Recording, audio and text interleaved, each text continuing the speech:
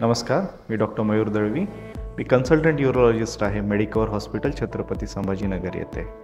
मी आज kidney stone किंवा मूतखड्याबद्दल मूलभूत थोडीशी माहिती आपणासोबत शेअर करू इच्छितो. सर्वप्रथम किडनी स्टोन कशामुळे होतो किंवा मूतखडा कशामुळे होतो किंवा ते काय असतात. तर आपल्या शरीरातलं रक्त हे आपली किडनी फिल्टर करत असते. त्यातले जे क्षार असतात ते लघवीमार्फत बाहेर फेकले जातात. हे क्षार जर कधी किडनीमध्ये जमा झाले तर याचं रूपांतर कालांतरानंतर किडनी स्टोन्स किंवा मूतखड्यांमध्ये होतं. हे मूतखडे किडनीमध्ये अथवा लघवीच्या पिशवीमध्ये तयार होऊ शकतात.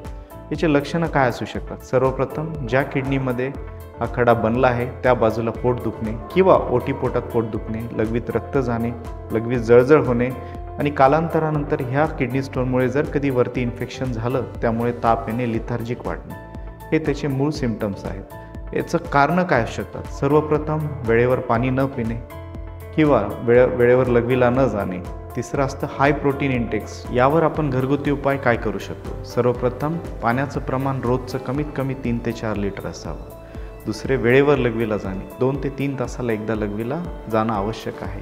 तिसरं आपल्याला जर काही कोमॉर्बिडिटीज असतील जसं हाय शुगर, हाय ब्लड प्रेशर किंवा पॅरालिसिस, त्याप्रमाणे त्या डिसीजेसचं आपण काळजी घेण्यात यावी. यापैकी कुठलेही सिम्पटम्स असल्यास आपण जवळच्या यूरोलॉजिस्टला कन्सल्ट करावं. धन्यवाद.